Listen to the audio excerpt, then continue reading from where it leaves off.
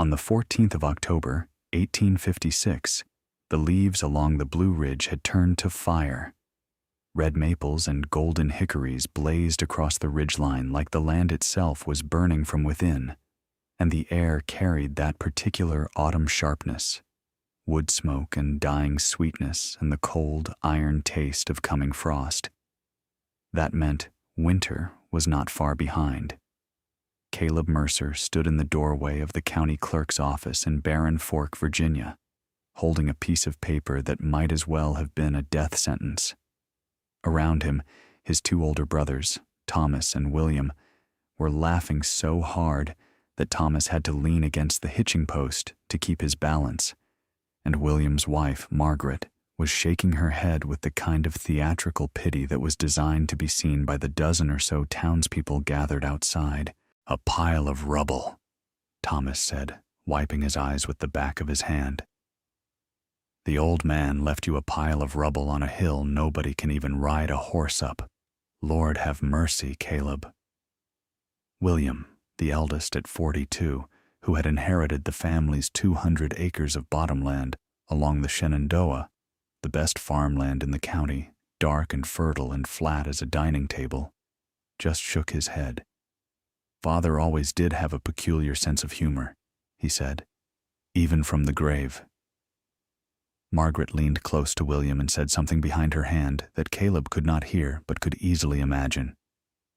She was a woman who measured everything in acres and dollars, and by her arithmetic, Caleb had just received a value of approximately 0. The paper in Caleb's hand was the last will and testament of Josiah Mercer, who had died 11 days earlier at the age of 71, sitting in his chair by the window with a copy of Humboldt's Cosmos open on his lap and an expression on his face that the undertaker described as peaceful, and his sons interpreted according to their own natures.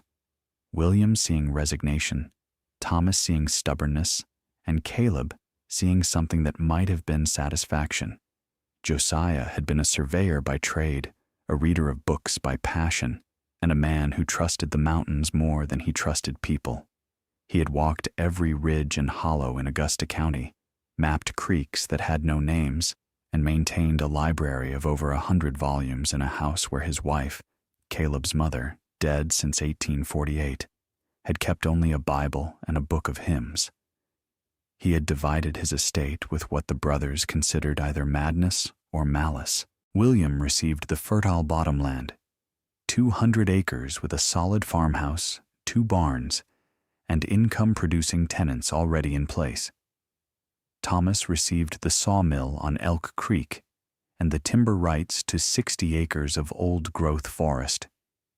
And Caleb, the youngest at 31, received 40 acres of rocky highland on Stonewall Ridge, land so steep and boulder-strewn that even goats had trouble with it, and the ruins of a stone structure their grandfather had begun building decades ago and never finished. The structure was known locally as Mercer's Folly.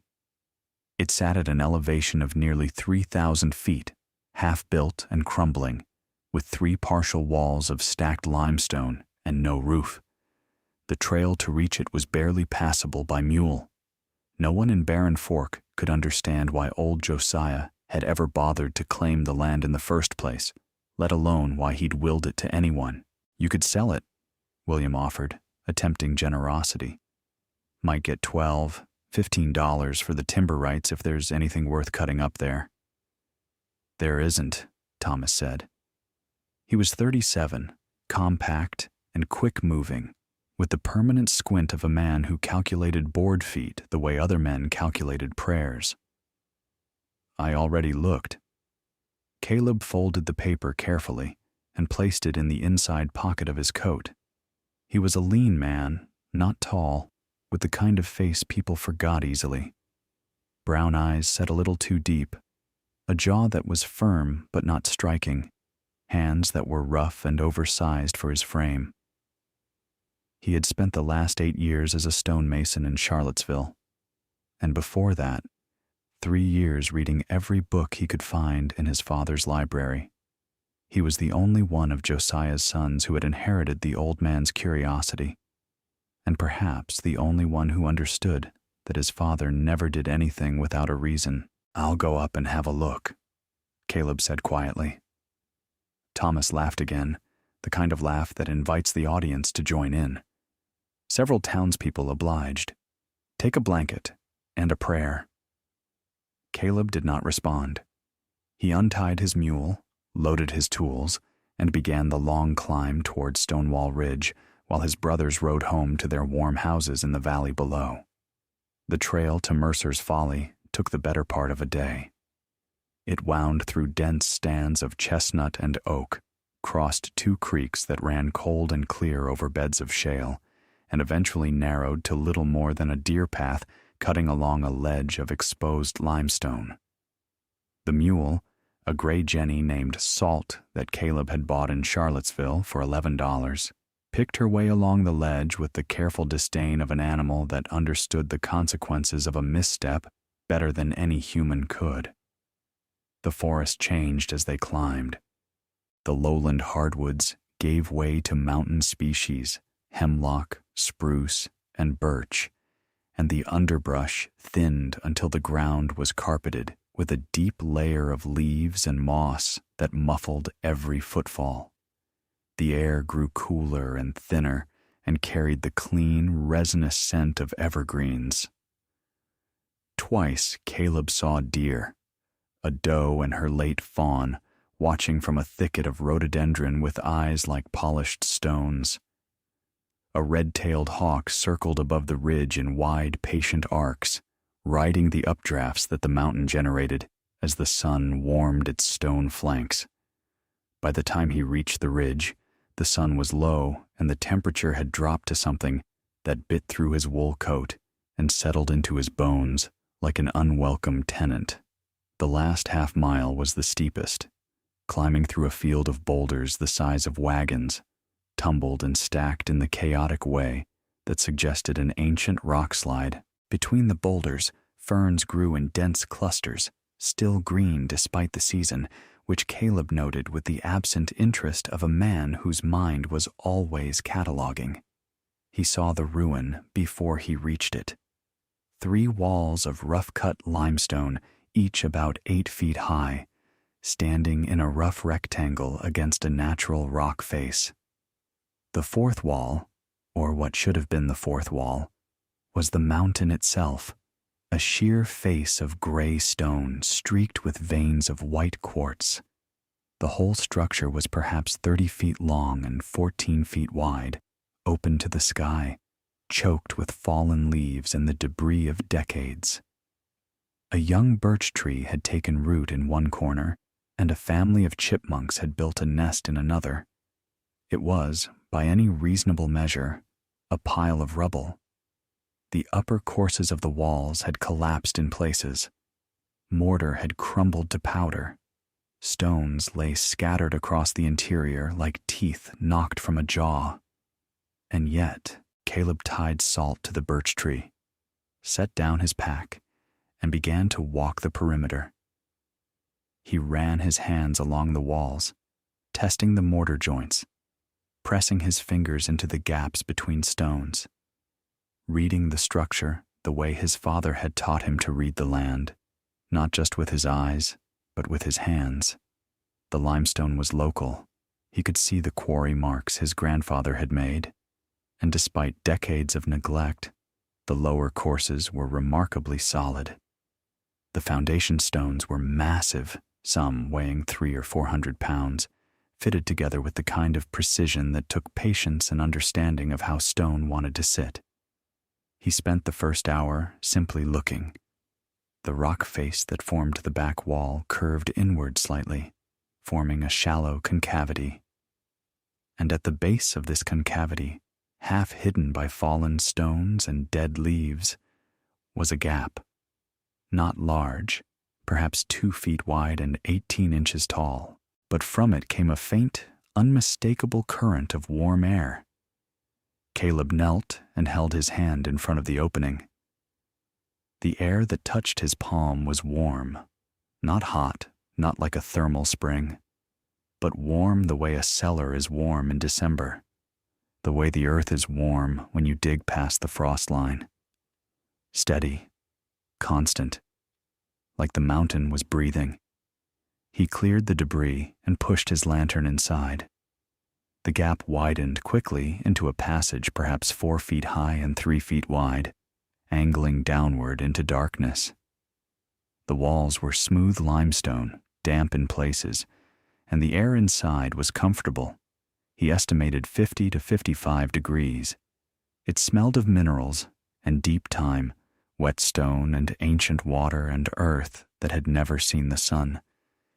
He sat back on his heels and looked at the ruin with new eyes. His grandfather had not been building a house. He had been building a vestibule, an entrance to the warm breath of the mountain, and Josiah, the surveyor, had known about the cave when he claimed this land and when he wrote his will. The inheritance was not a joke. It was a gift, but only for someone with the knowledge and patience to unwrap it. The first 3 weeks on Stonewall Ridge were the hardest of Caleb's life. He slept in the open ruin with nothing but a canvas tarp stretched between the walls, and he woke each morning to frost on his blankets and the particular ache of cold that took an hour of movement to dislodge. He ate salt pork, hardtack, and whatever he could trap, squirrels, mostly, and the last of the autumn chestnuts. The nights were the worst, not the cold itself, but the silence of human absence, the knowledge that the nearest person was miles below, and that if something went wrong, no one would know.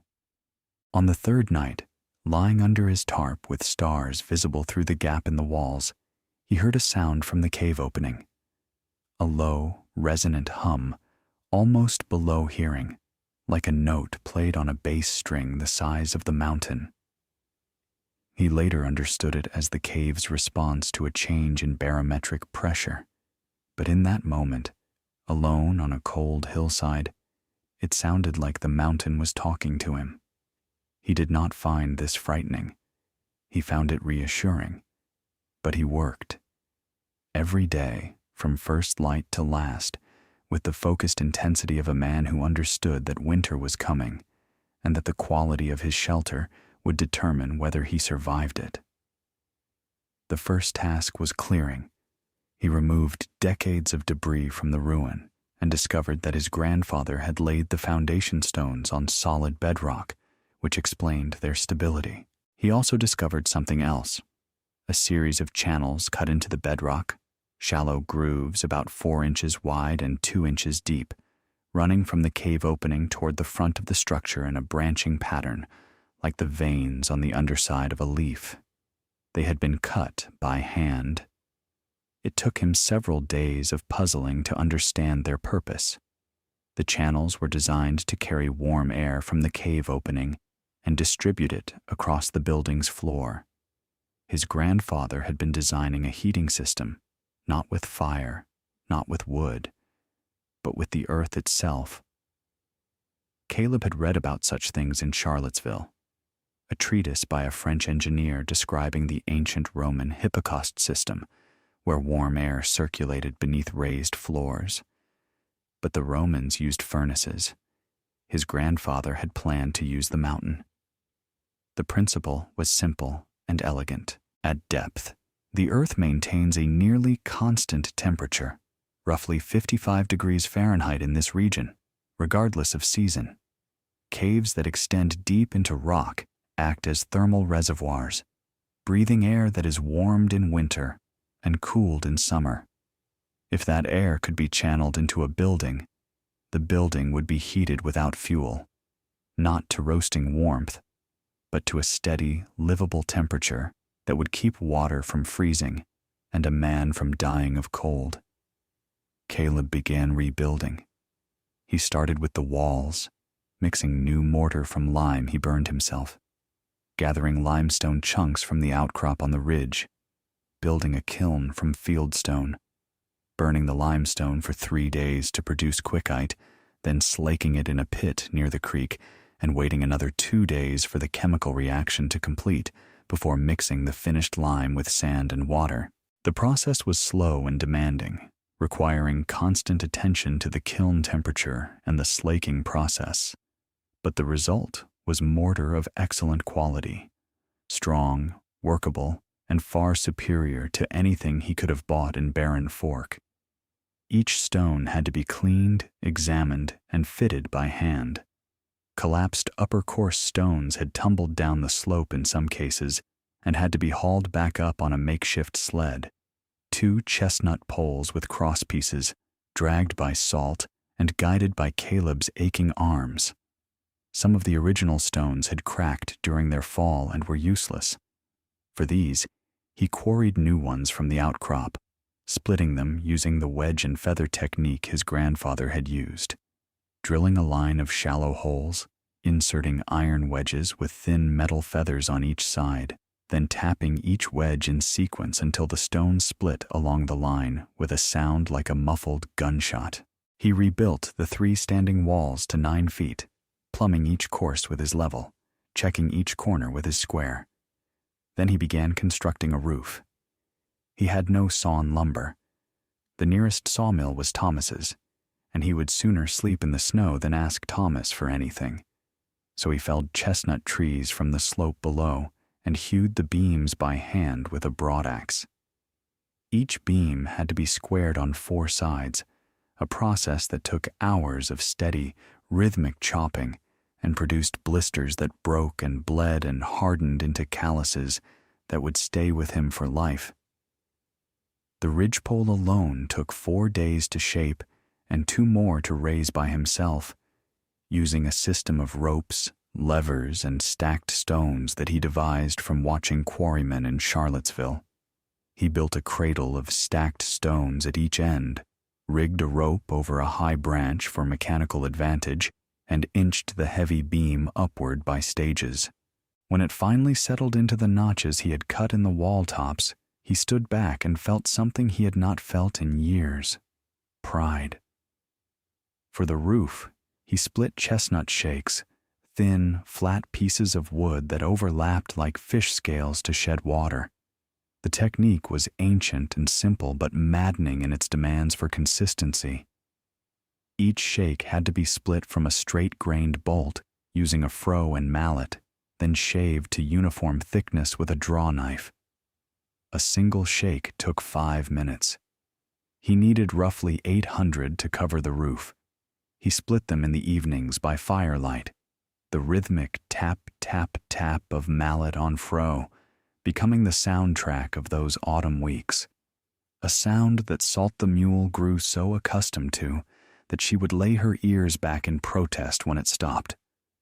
The critical innovation, the element that transformed the structure from a crude mountain cabin into something genuinely new, was the floor. Rather than simply laying boards over the bedrock, Caleb followed his grandfather's design and expanded upon it. He built a raised platform of flat stones set on low supports, stacked limestone blocks about 6 inches high, above the bedrock, creating a crawl space through which cave air could circulate freely. He extended his grandfather's channels, adding branches and deepening the grooves to improve airflow. He covered the stone platform with tight-fitted chestnut planking, leaving narrow gaps along the walls where warm air could rise into the room through what amounted to natural vents. The effect was immediate. Even before the walls were fully sealed, the interior was noticeably warmer than the outside. The cave was breathing into the building, and the building was holding that breath. By late November, the structure was enclosed but far from finished. No windows, no proper door, no furnishings beyond a straw pallet and a 3-legged stool. It smelled of new mortar and raw wood and the faint mineral scent of cave air that Caleb found oddly comforting. He made his first trip to Baron Fork on the 23rd of November for supplies: glass, iron hardware, salt, flour, coffee, and a thermometer. The storekeeper, a ruddy-faced man named Gaskell, regarded him with cheerful curiosity. "Heard you're living up on the ridge," Gaskell said, weighing out nails. in that old ruin. It's not a ruin anymore, Caleb said. Heard you're heating it with cave air. The cave maintains approximately 54 degrees year-round.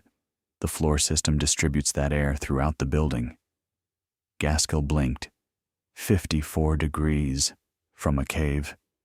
From the earth, below a certain depth, the ground temperature is constant regardless of season. The cave connects the building to that thermal reservoir. Gaskell said nothing more, but Caleb heard the laughter start before he reached the door. By evening, half the town had heard that Josiah Mercer's youngest boy was trying to heat a house with dirt. The phrase became a joke, heating with dirt, and it followed Caleb through the winter. Farmers mentioned it at the feed store. The blacksmith brought it up while shoeing salt. Even the preacher made a veiled reference about earthly wisdom versus heavenly wisdom, and most of the congregation knew exactly who he meant. Caleb heard the laughter. He noted it the way he noted the weather, as a condition to be endured, not fought. Words were just sounds. They couldn't hurt him unless he let them. He went back up the mountain and kept working. The winter of 1856 to 1857 arrived on the 9th of December, with a hard frost that turned the creeks to glass and laid a crust of ice across every exposed surface, every stone and branch and blade of dead grass glittering in the morning light like the mountain had been dipped in crystal.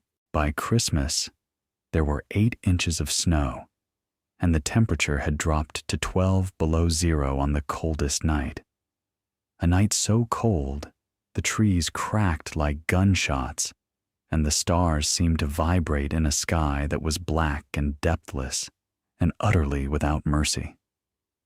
Inside Caleb's house, the thermometer read 51 degrees. 51 degrees is not warm by any civilized standard. It is the temperature of a root cellar, a wine cave, a spring-fed creek in April. You would not sit comfortably without a coat, but you would not freeze. Your water would not turn to ice in its bucket overnight. Your fingers would not go numb. Your toes would not blacken.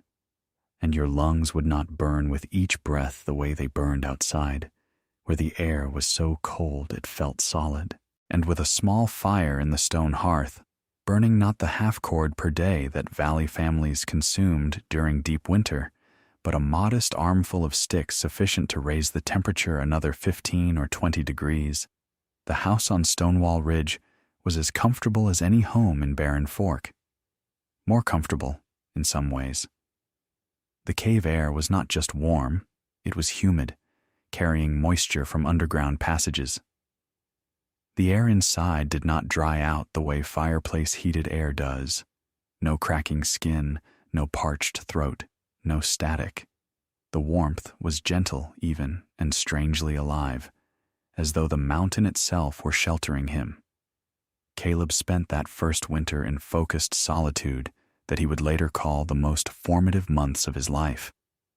He had his tools, his books, 6 volumes including the French engineering treatise, Lyell's Principles of Geology, a natural history of Virginia, and a volume of Emerson, and the absorbing work of finishing the interior. He built a bed frame from chestnut strung with rope.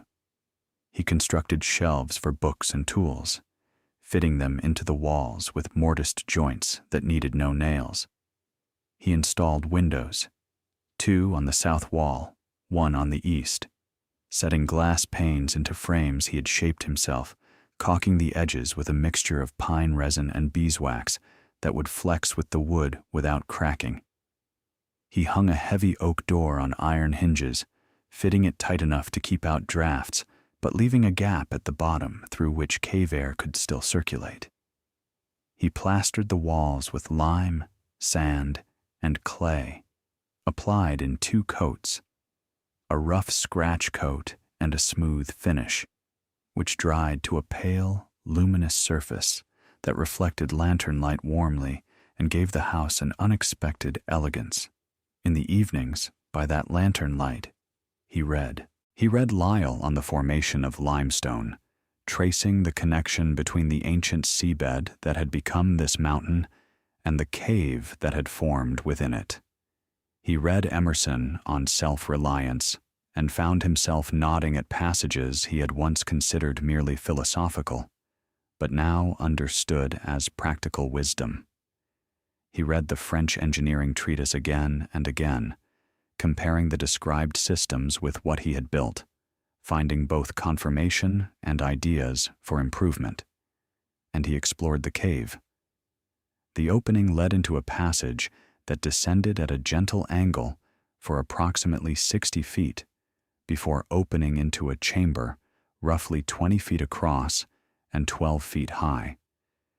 The passage was narrow enough in places that Caleb had to turn sideways and duck his head, and the floor was uneven, littered with stones that had fallen from the ceiling over centuries. Water dripped in several places, leaving mineral deposits that had built up into small formations, miniature stalactites no longer than a finger, and corresponding nubs of stalagmite on the floor, as though the cave were slowly growing teeth. The main chamber was different. Here the ceiling vaulted upward, and the walls opened out, and there was room to stand and breathe and turn in a circle with arms outstretched.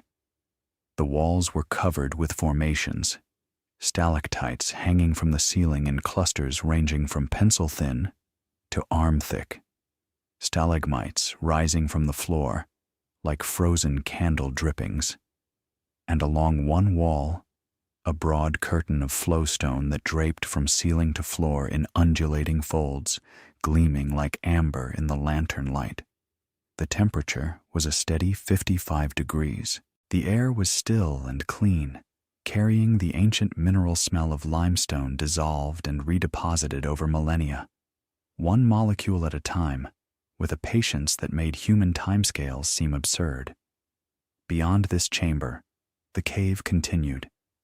A narrow passage, barely more than a crack in the rock, requiring Caleb to squeeze through with his lantern at arm's length, led to a second, smaller room, then a third.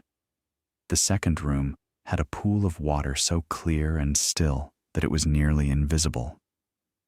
Caleb discovered it only when he stepped into it and felt the cold shock through his boot.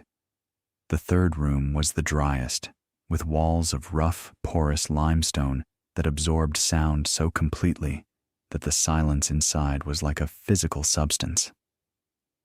Beyond the third room, the passages grew too narrow to explore without crawling, and Caleb, mindful of stories about men lost in caves, marked his farthest point with a chalk X and turned back. He estimated 250 feet of accessible passage. The cave was not large by Virginia standards. Wyer's Cave extended for miles, but it was beautiful in a quiet, intimate way, like a chapel built by time itself, and it was his. He began documenting everything. In a leather-bound notebook, the first of what would eventually be 18 volumes, he sketched the layout, measured dimensions, recorded temperatures, and described formations in careful detail. He noted air currents, water seepage, rock types, limestone with bands of chert and veins of calcite crystal that caught the light like buried stars. It was the calcite that arrested him. In the deepest accessible chamber, the walls were studded with crystals, most no bigger than a thumbnail, but remarkably clear, with glassy luster and sharp geometric faces. Some were single points, others grew in clusters like frozen flowers. Where the lantern light struck them, they threw tiny rainbows across the dark walls. Caleb had no formal training in mineralogy, but he knew from his reading that calcite crystals of this quality were uncommon. He collected several specimens, wrapped them carefully, and placed them on his shelf. He would take them to Charlottesville when spring came. Spring arrived slowly on Stonewall Ridge, the snow lingering into April. Caleb had survived his first winter healthy and whole, and the house stood as proof that his grandfather's vision had not been folly. In May, he traveled to Charlottesville with two purposes: supplies and showing his crystals to someone who could assess them. That someone was Professor Aldous Cavendish, a geologist at the University of Virginia who had published a survey of Virginia's mineral deposits. Caleb had read the survey during his stonemason years and remembered Cavendish's interest in Shenandoah Valley calcite. He found Cavendish in a cluttered office on the rotunda's third floor, a white-haired man with ink-stained fingers and spectacles that magnified his eyes to comic proportions. Caleb placed his wrapped specimens on the desk. Cavendish unwrapped them with the delicate movements of a man accustomed to handling fragile things. He held the first crystal to the window light, turning it slowly. "Where did you find these?" "A cave on Stonewall Ridge, Augusta County. My property." Cavendish examined a cluster, studying where the points joined. "The habit is excellent, scalenoidal, very clean faces. And this luster, this is optical quality or very near it. Are they valuable? Scientifically, quite interesting. Among the best Virginia specimens I've examined. Commercially, that depends on what else is in your cave." He asked detailed questions about formations, host rock, water, passage dimensions. Caleb answered each precisely, consulting his notebook. Cavendish listened with growing respect. "I would like to visit your cave, Mr. Mercer. If what you describe is accurate, and I suspect it is, given the quality of your notes, you may have something more significant than you realize." "I realize it's significant," Caleb said. "I just don't yet know how significant." Cavendish smiled. "That is the correct scientific attitude." Cavendish arrived on Stonewall Ridge in July 1857, riding a hired horse and looking profoundly uncomfortable on it. A man whose natural habitat was a library, not a saddle. His assistant Franklin, a cheerful red-haired graduate student, carried thermometers of various types, collection jars, compass, measuring tapes, bottles of dilute hydrochloric acid for testing mineral composition, and a portable writing desk that he set up in Caleb's house with practiced ease.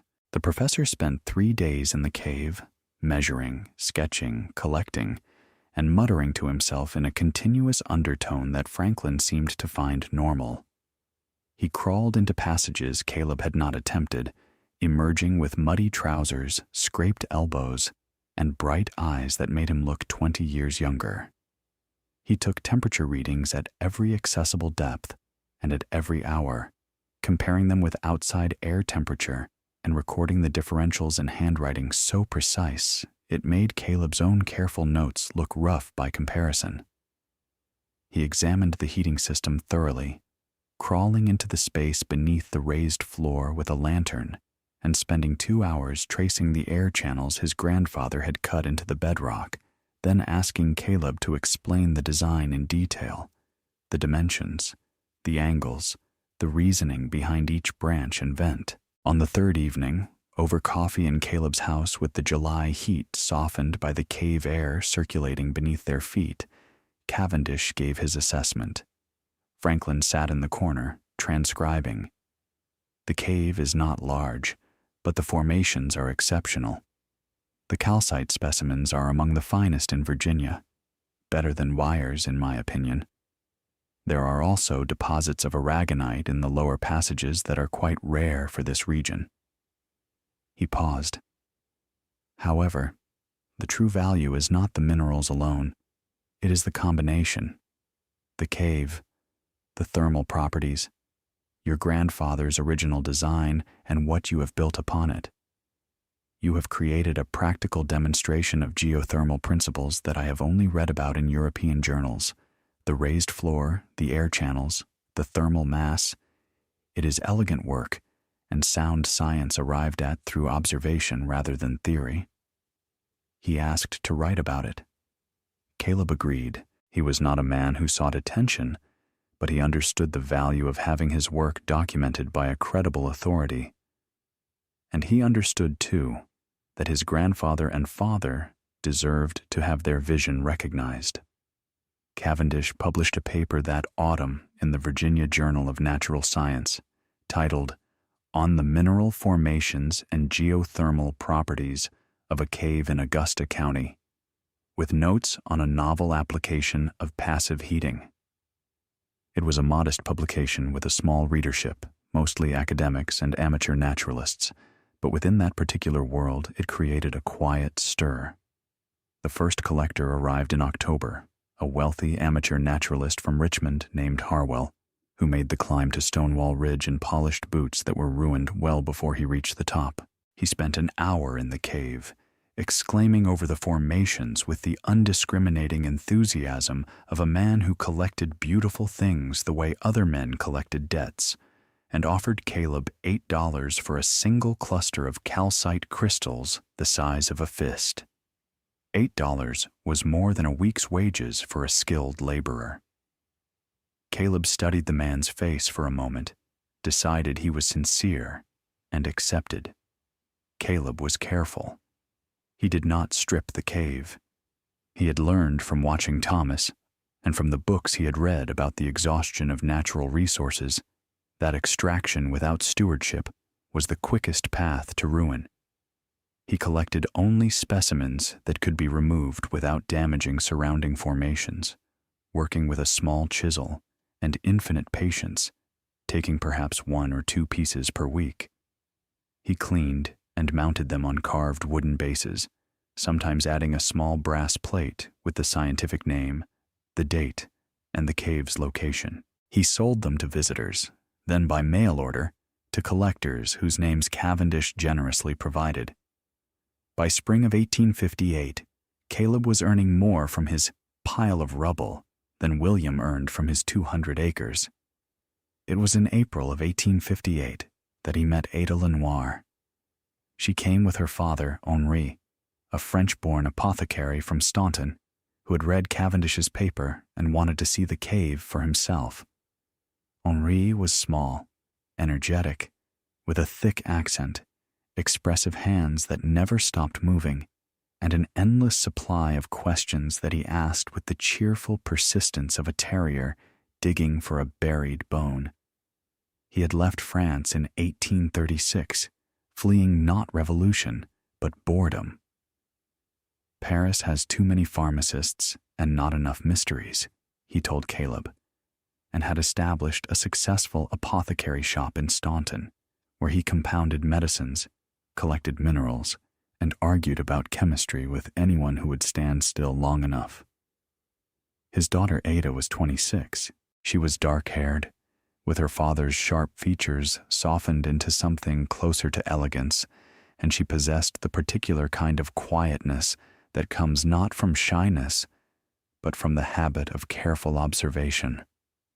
The quietness of a person who has learned you see more with your mouth closed. She had been educated by her father, which meant she had read more widely and deeply than most men in the valley, and she carried this knowledge without ostentation, the way a deep well holds water. Caleb showed them the cave. Henri exclaimed and gestured and asked about the chemical composition of every surface.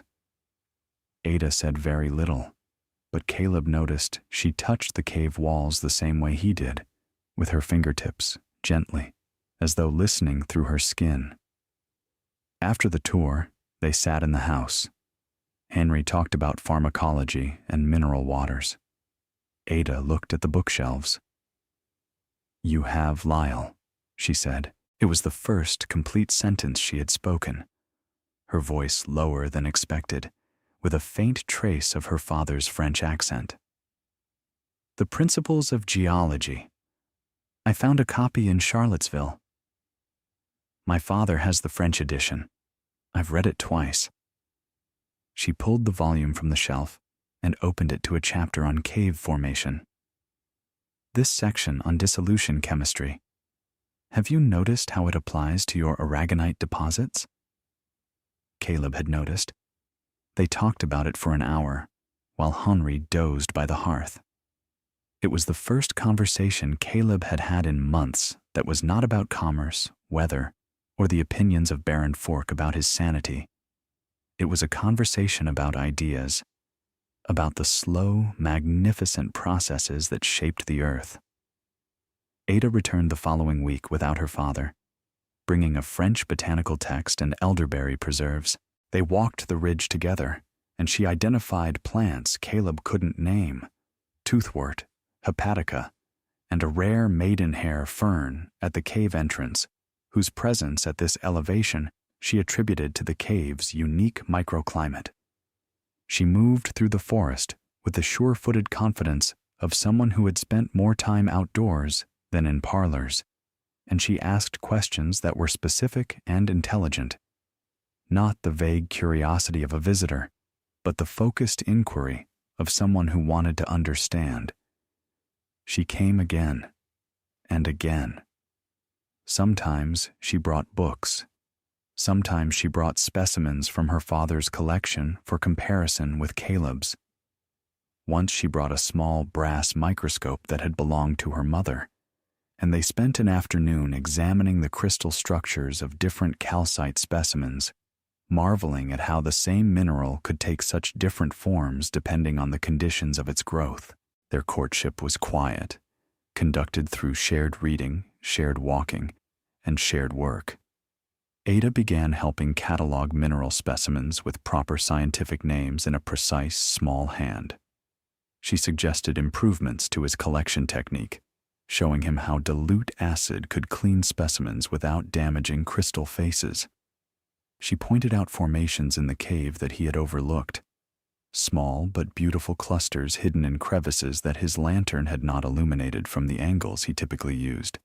She brought seeds and helped establish a garden on the south-facing slope, where the soil was thin but the drainage was excellent, and the reflected warmth of the limestone walls created a favorable microclimate.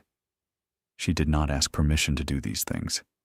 She simply did them, with the calm confidence of a person who understood that partnership is demonstrated through action, not negotiation. Henri Lenoir approved.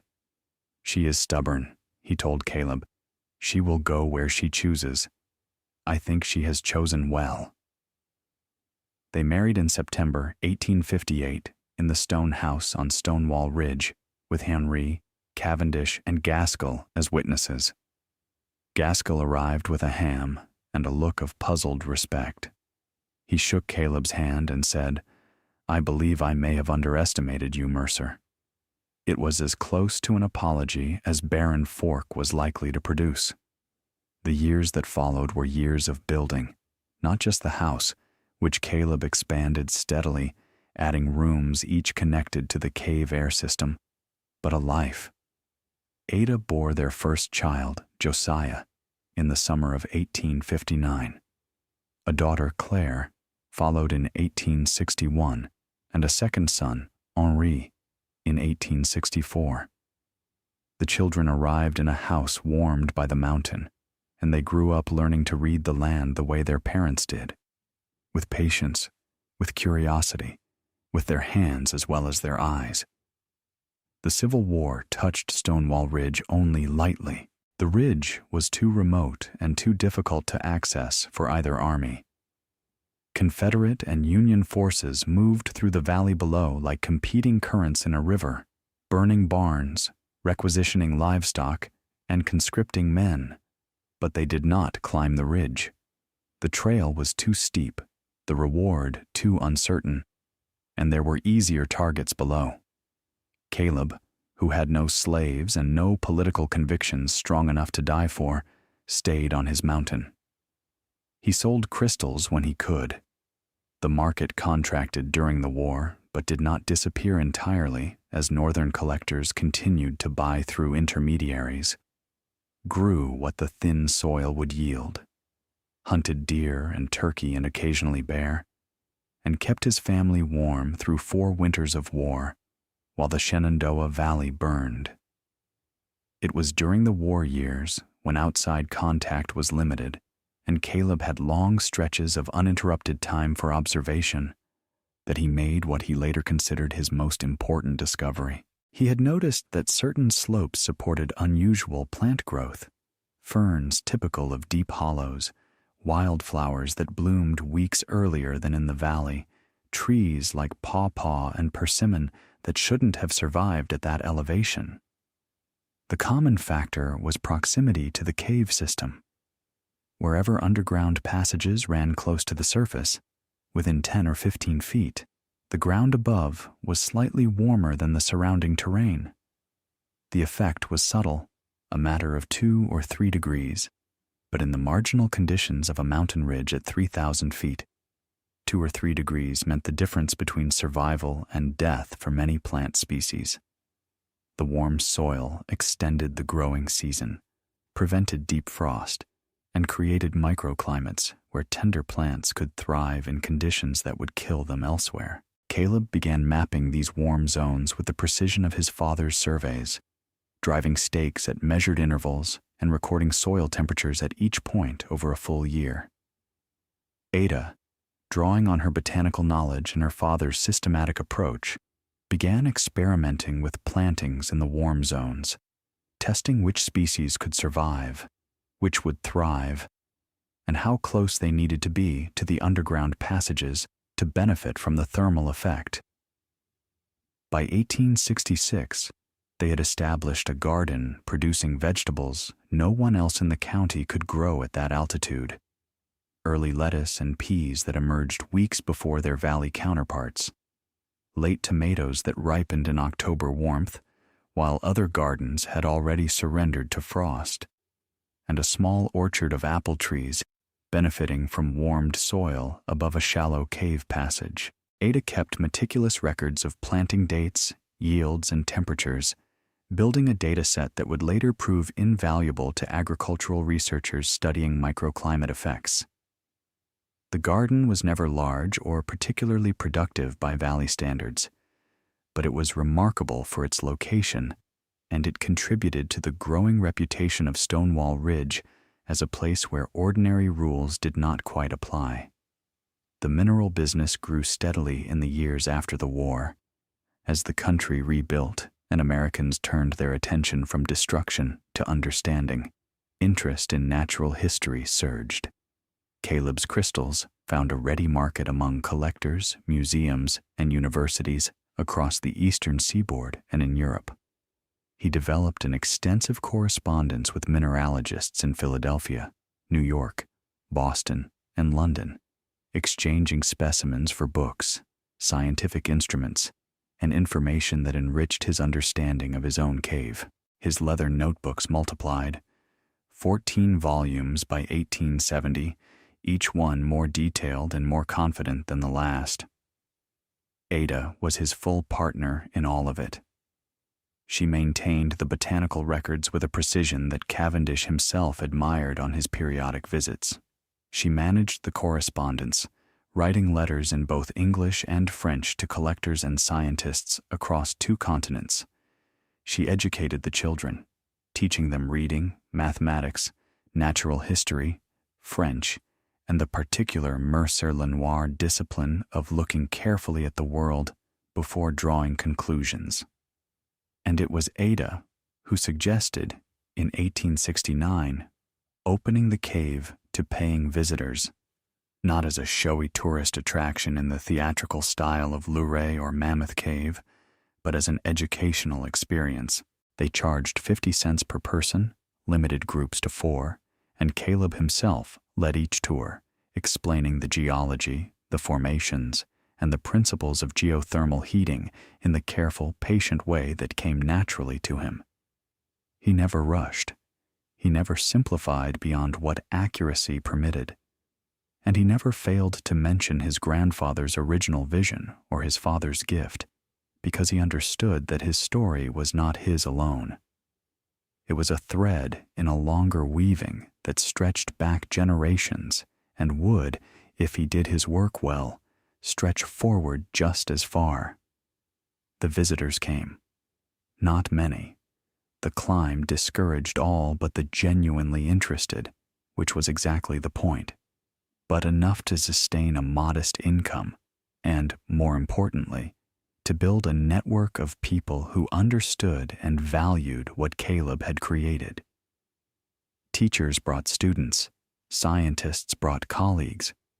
A few journalists made the climb and wrote about what they found. One of them, a writer from Harper's Weekly named Morrow, published an illustrated article in 1872 describing the cave and house as a monument to American ingenuity and the patient study of nature's own architecture. Morrow spent 3 days on the ridge, sketched the house and cave entrance, and interviewed both Caleb and Ada with the thoroughness of a man who recognized a good story. The article was generous but not sensational, and it brought a small but steady stream of visitors that continued for years, each one climbing the long trail and arriving at the top to find something they had not expected, not a curiosity or a sideshow, but a home that breathed with the mountain. Thomas Mercer's sawmill failed in 1868. He had clear-cut his 60 acres of timber without replanting, taking everything the land had to offer and putting nothing back, which is a strategy that works exactly until it doesn't. And when the trees were gone, so was his livelihood. The land, stripped of its cover, eroded badly in the spring rains, washing topsoil into the creek and leaving bare slopes of red clay that grew nothing but broom sedge and poverty. Thomas sold the ruined acres for less than they were worth and moved his family to Richmond, where he took a job as a clerk in a dry goods store, working indoors under gaslight for a man half his age. He died in 1874, at 52, of pneumonia contracted in a boarding house with thin walls and no heat to speak of. The man who had laughed loudest at Caleb's inheritance left behind nothing but debts and a family that scattered like seeds in wind. William fared better, but not well. The Shenandoah bottomland flooded badly in 1870 and again in 1873, overtopping the banks and inundating William's fields with water and silt, washing away fences, drowning livestock, and burying crops under gray mud that dried to a hard, cracked crust. The floods didn't ruin William.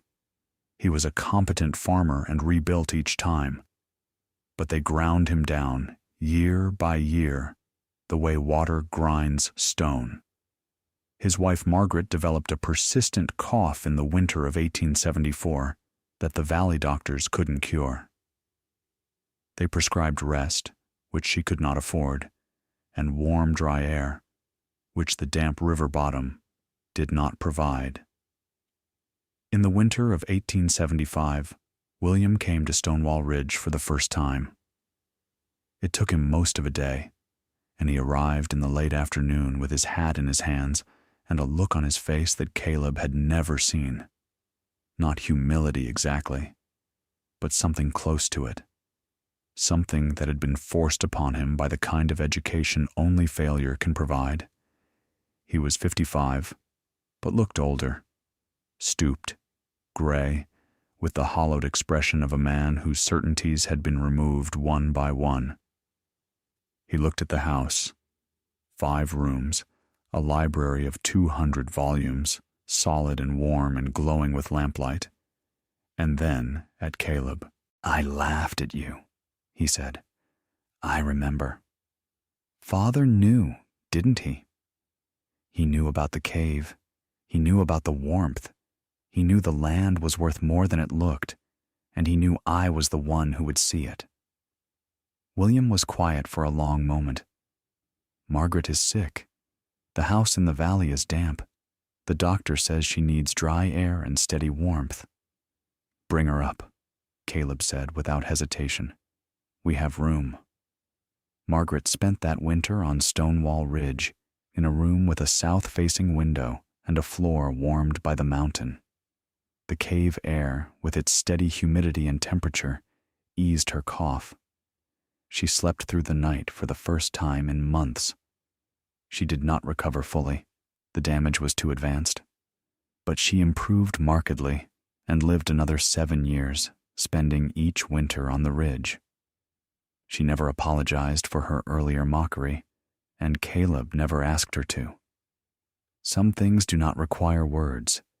The fact that she was warm and breathing was enough. The children grew, each carrying some portion of their parents' gifts into the world. Josiah, the eldest, inherited his father's hands and his mother's systematic mind. He was a quiet boy who spent hours watching his father work stone and who could identify 20 species of cave formation by the age of 12. He studied engineering at Virginia Military Institute and returned to Stonewall Ridge with ideas for improving the heating system, designing adjustable floor vents, wooden louvers set in brass frames that allowed the family to control airflow to different rooms independently. On cold nights, they could open the bedroom vents wide and close the library. On mild days, they could reduce the flow entirely. It was a refinement that transformed the house from a simple cave-heated shelter into a genuinely comfortable home, and Caleb admired the innovation deeply, telling his son with characteristic understatement that it was a good improvement. Claire, the daughter, became a teacher in Staunton. She had her mother's love of botany and her father's patience, and she possessed a gift for explaining complex ideas in simple language that made her beloved by her students. She married a young geologist named Shaw, a quiet man from Pennsylvania she met through one of Caleb's scientific correspondences, a man who understood, without needing to be told, that the ridge was a place of particular importance. The match pleased Caleb immensely. Young Henri, named for his grandfather Lenoir, had the old apothecary's restless energy and his father's practical skill. He could not sit still on the ridge the way his brother could, and the mountains of Virginia, however beautiful, were not enough for him. He went west to Colorado in 1885 and found work in the silver mines near Leadville, carrying with him a knowledge of underground spaces, their moods, their dangers, their gifts, that he had absorbed growing up in and around a cave. This knowledge made him valuable. He rose quickly to mine foreman, writing letters home that described tunnels and mineral deposits with the same precise, observant language his father used in the leather notebooks. By the 1880s, Caleb was a respected figure, not famous, not wealthy by Gilded Age standards, but known in the particular world of natural history and practical engineering. His cave was referenced in 3 geological surveys. His heating system was studied by a Smithsonian engineer named Ballard, who called it the most practical application of geothermal principles I have observed in the United States. His crystal specimens sat in collections from Philadelphia to London. He was 61 when Ada died, in the autumn of 1886. She went quietly, as she had done most things, a fever that came on suddenly in late September, progressing within days to what the doctor from Staunton called bilious pneumonia. The doctor climbed the ridge, examined her, left medicines that did no good, and descended with a look on his face that told Caleb everything he needed to know. She faded over 11 days. Caleb sat with her through every hour, reading aloud when she was awake, holding her hand when she slept, making sure the room was warm and the window was cracked, so she could hear the wind in the trees and smell the autumn air. The October maples outside her window turned to fire, red and gold and orange, the same colors that had blazed on the ridge the day Caleb first arrived, 28 years and a lifetime ago. On the last night, she asked him to open the window wider so she could feel the mountain air on her face. He did, and the cool night air mixed with the gentle warmth rising from the floor, and Ada breathed it in. One deep, slow breath, and then another, and then she was still. He buried her on the ridge above the house, in a plot he cleared among the oaks. He carried the stones for the grave wall himself, cutting and fitting them with the same care he had given to the house, because this was the last thing he could build for her, and it would need to last. He marked the grave with a slab of limestone from the cave, into which he carved her name, her dates, and a single line. She looked deeper. The last decade of Caleb Mercer's life was quiet in the way deep water is quiet, still on the surface, full of movement below. He continued his observations, filling 4 more notebooks with entries that grew shorter and more distilled as the years passed, as though he were refining his understanding the way he refined his lime, burning away everything that was not essential until only the purest substance remained. He improved the house, adding a stone porch from which he could watch the valley and the mountains beyond, blue ridge after blue ridge like frozen waves. He corresponded with scientists, hosted visitors, and taught anyone who asked with the patience of a man who understood that teaching was the highest form of building. He was generous with his knowledge, explaining the heating system, the cave, the geology to anyone who made the climb, because he believed that understanding should not be hoarded. It should be given away, like seed, so that it could grow in new soil. He spent more time in the cave than ever. Mornings, before light reached the ridge, he would take a lantern and walk the familiar passages with the unhurried pace of a man visiting an old friend. He ran his hands along the walls, checking on formations he had watched grow imperceptibly over decades, a fraction of a millimeter per year, new stone being born from water and time and the slow, sure chemistry of the earth. He knew every stalactite, every crystal cluster, every hollow and ledge and drip. The cave was his library, his church, his oldest companion. It breathed around him, warm and constant, and he breathed with it. In the spring of 1891, at 66, he discovered a new passage. A section of wall in the deepest chamber, which he had assumed was solid for 34 years, turned out to be a thin curtain of flowstone, a mineral veneer barely 2 inches thick, concealing an opening behind it. He found it by accident, leaning against the wall to rest and feeling it give slightly beneath his shoulder. He tapped it with his knuckle and heard a hollow sound where there should have been the flat thud of solid rock. He chiseled carefully, working with the patience of a man who understood that you do not rush when the mountain is revealing a secret, and opened a gap wide enough to squeeze through. Beyond was a small room, perhaps 10 feet across, with a ceiling so low he had to crouch. And in this room, the walls were entirely covered, floor to ceiling, every visible surface, with crystals. Not the modest specimens he had collected for 30 years. These were larger, more perfectly formed, with faces so sharp and clean they looked polished by a jeweler's hand. And among them, scattered like violet stars in a constellation of clear and white, were crystals of a pale purple color he had never seen, caused, he would later learn from correspondence with the Smithsonian, by trace amounts of manganese incorporated into the crystal lattice during formation, a process that had taken thousands of years and conditions so specific that their occurrence was essentially unrepeatable. He sat in that hidden room for a long time, holding his lantern up, watching light fracture across 1,000 glittering faces. The violet crystals gave the room a glow like a church window at sunset. He was not thinking about money or validation. He was thinking about his father, who knew the land was worth more than it looked. About his grandfather, who started building and left the work for someone who would understand.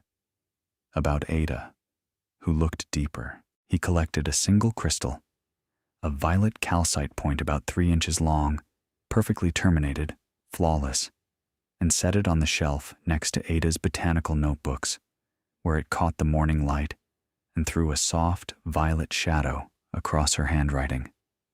He wrote that night, "There is always more to find. That is the nature of the earth, and perhaps of everything worth knowing.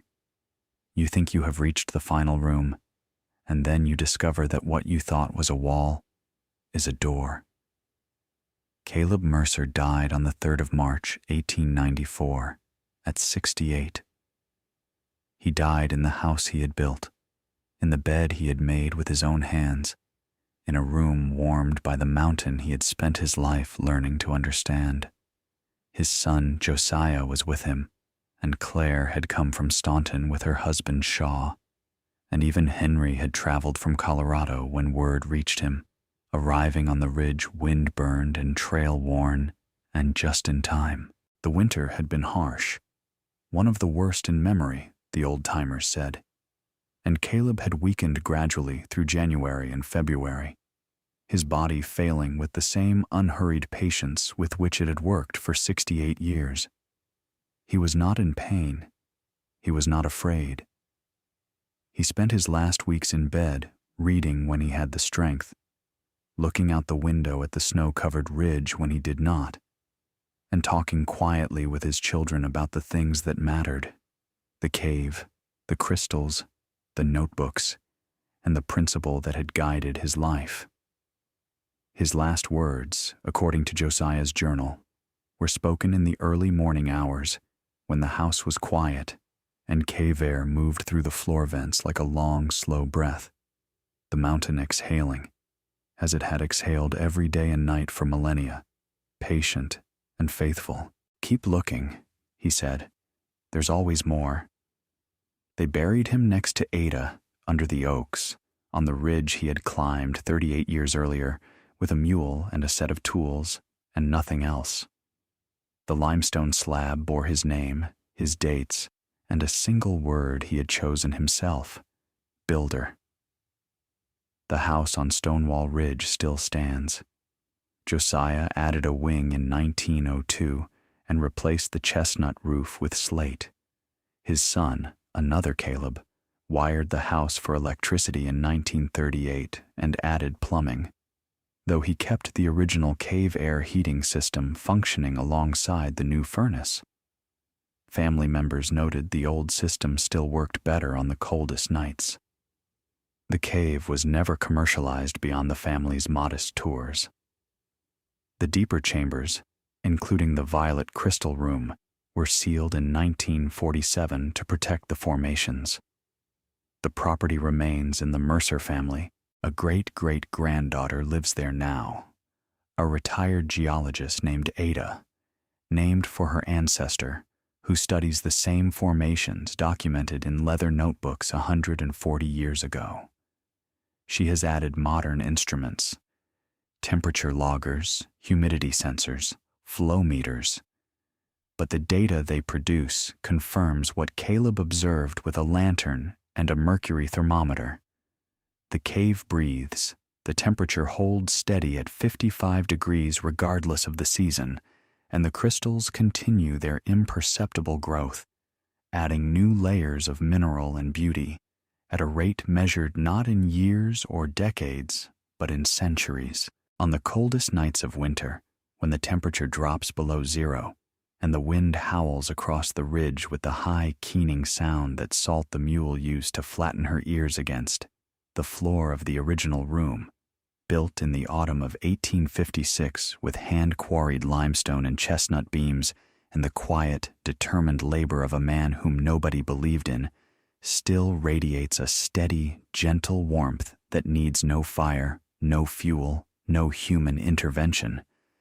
The mountain provides. It has always provided. It will continue to provide long after the last Mercer has lived and died and been buried on the ridge under the oaks.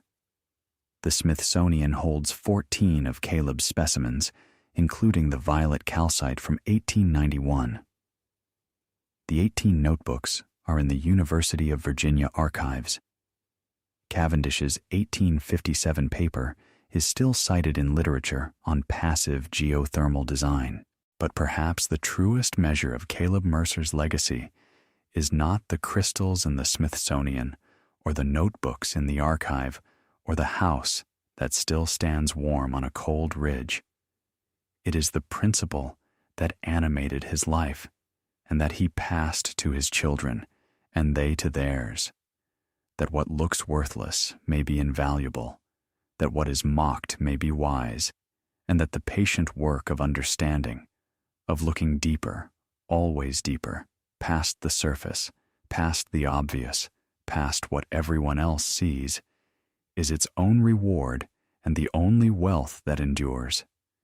He inherited a pile of rubble on a ridge nobody wanted.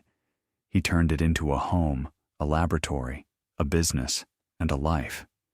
He did it not by conquering the mountain, but by listening to it, by kneeling at a gap in the rock and feeling warm air on his palm, and having the curiosity to ask why and the patience to find out. He built in partnership with forces that had been at work for millions of years before he arrived, and would continue for millions of years after he was gone. And he understood, perhaps better than anyone in Barren Fork, better than his brothers, better than the people who laughed, that the deepest kind of building is not the imposition of human will upon the earth, but the collaboration of human intelligence with the earth's own generous, patient design. The cave still breathes. The crystals still grow. The mountain holds its warmth, patient and generous, for anyone willing to climb high enough and look deep enough to find it.